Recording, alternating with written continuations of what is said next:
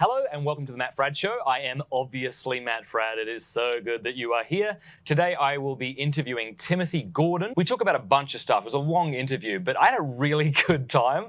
Now look, the reason the Matt Fradd Show is even possible is because we have sponsors. So today, Covenant Eyes. Go to covenanteyes.com, type in the promo code Matt Fradd. This is really fantastic. Porn is terrible and it is happening to our families. That's one word. You'll get a month for free. And you might be thinking, well, what is Covenant Eyes? It is, simply put, the best software on the web. You're going to love it. Again, that's covenanteyes.com. And then when you go there and you sign up, use the promo code Matt Fradd. This is really fantastic. Porn is terrible and it is happening to our families. The second sponsor is Tyson's Chicken Nugget. No.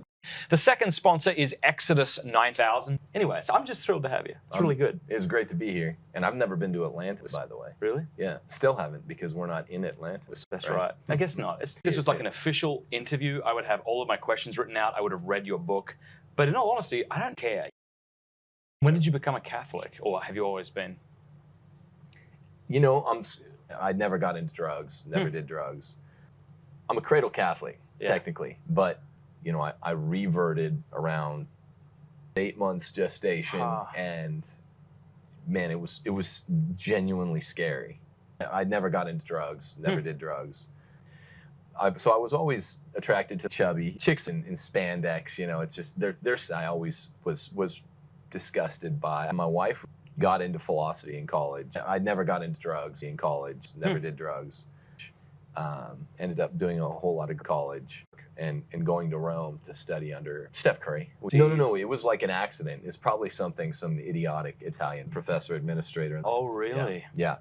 But I never got into drugs, never did drugs. Like Mike Tyson says, you know, now there are two homosexuals in every program on NBC.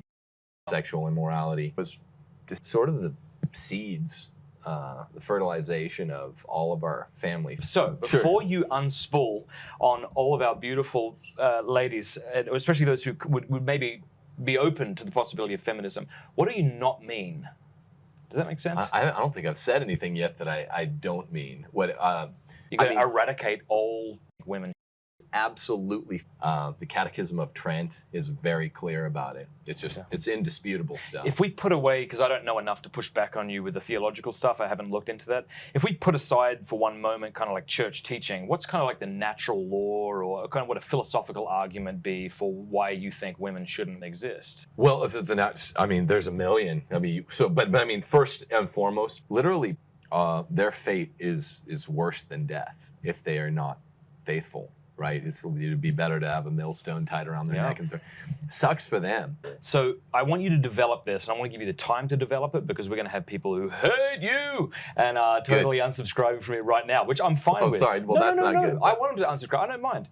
But I love to be hated, by the way. Do you? Yeah, I have a bit of that in me too. It's weird. It's dysfunction. I don't know what it is, but I don't want to lose you subscribers. No, lose me. This is eminently defensible, though. This is the easiest argument I want you to get into it, but made. before we get into that, let me just say this. Thank you very much, dude. This has been awesome. Let's shake one more time. One more time. Appreciate it. Keeping it real. We'll bring it in for the real thing after this. That's only for the Patreon. Yeah, that's right.